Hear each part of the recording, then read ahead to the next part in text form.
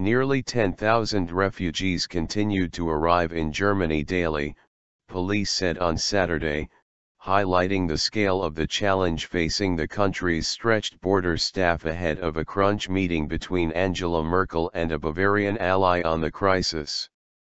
Chancellor Merkel will discuss refugee policy on Saturday evening with Bavarian Premier Horst Seehofer, head of the Christian Social Union, CSU, and who has criticized her asylum policy and handling of the crisis. The CSU, sister party to Merkel's Christian Democratic Union, CDU, has been outspoken about her open doors policy towards refugees, in part because its home state of Bavaria is the entry point for virtually all of the migrants arriving in Germany. Berlin expects between 800,000 and 1 million refugees and migrants to arrive in Germany this year, twice as many as in any prior year. The huge numbers have fueled anti-immigration sentiment, with support for Merkel's conservatives dropping to its lowest level in more than 3 years. There have also been a spate of right-wing attacks on shelters. Police in Dresden reported 2 more arson attacks on Friday night on a hotel and a container, both of which were planned to house refugees and asylum seekers.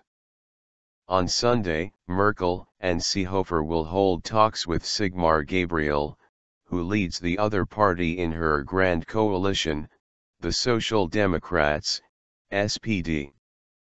Conservative officials believe it is likely Seehofer will come away from this weekend's meetings with Merkel with a deal to introduce so-called transit zones at border crossings to process refugees' asylum requests. SPD politicians have rejected that idea, instead calling for faster registration and processing of asylum applications. The crisis has also prompted squabbling among EU states over how best to deal with the influx. European leaders last weekend agreed to cooperate to manage migrants crossing the Balkans but offered no quick fix.